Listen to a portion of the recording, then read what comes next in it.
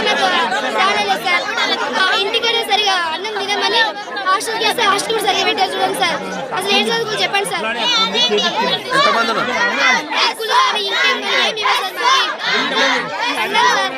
Sir.